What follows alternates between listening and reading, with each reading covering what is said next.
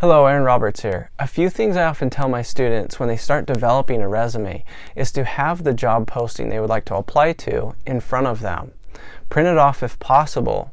I also ask them to have their old resume if they have one, or if they're developing a new one for the first time, a blank Microsoft Word document. We typically don't like resume templates as they're hard to edit and often have many graphics, things that can become distracting. Now, if you have a job posting printed off, you may also want to have a highlighter handy. Then you can highlight keywords and relevant information that you want to use for your resume. Now, the reason being is that you want to target your resume to the position, and you must know the position first. And when you have the job posting in front of you, you are able to find the skills the employer is hiring for. But it is also very important to read the required qualifications listed as well. This will greatly help you to develop a targeted resume and ensure you meet and perhaps even exceed the requirements. Most postings have a required qualifications section.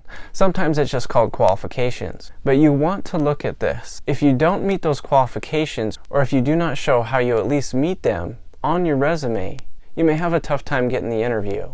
Remember, most likely the hiring manager does not know you, so all they have to go off of is your resume, a piece of paper, or in this day and age, a digital application.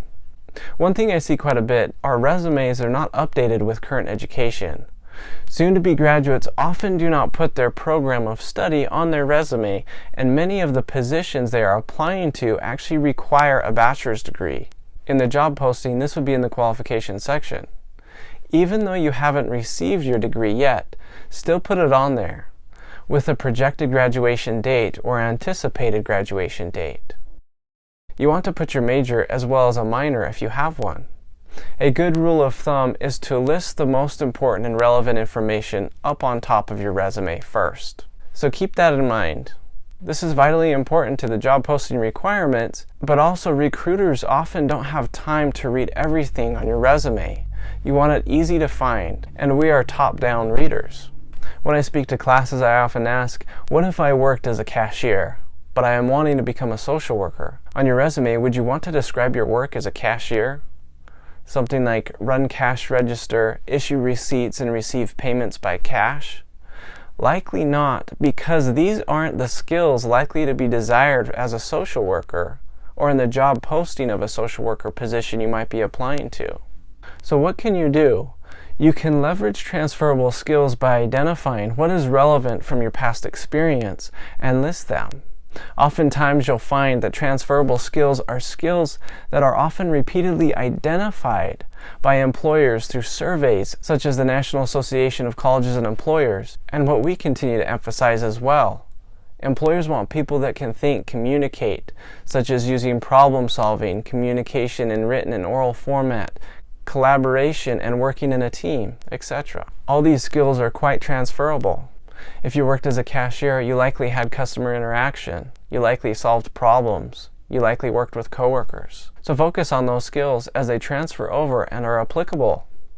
Instead of talking about running a cash register and issuing receipts, you could say something like, collaborate with managers to develop an equitable and streamlined process for resolving customer complaints. This shows your ability to work in a team, collaborate with others, communicate with others, streamline processes, and solve problems.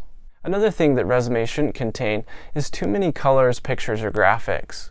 There are a few exceptions to this, such as employers wanting to hire digital design or graphic design students, but for the majority of us, we probably want to leave off all those graphics. And we often encourage resumes to not contain your picture in the corner. But if you would like to refer those reading your resume to see you digitally, you can have a link to your LinkedIn profile where your contact information is on your resume.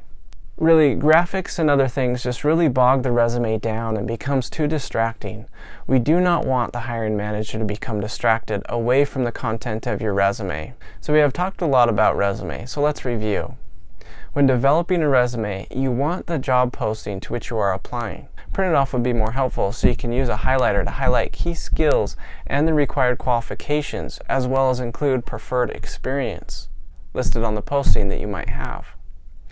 Generally, you want to list the most relevant and important information on top first, which is likely found in the job posting under the qualification section. It is important to make your resume targeted, listing relevant skills, which can also be found in the job posting, and utilize transferable skills when necessary. We also do not like resumes to be covered with too many graphics, pictures, or colors. It's best to keep it simple, concise, targeted, and relevant.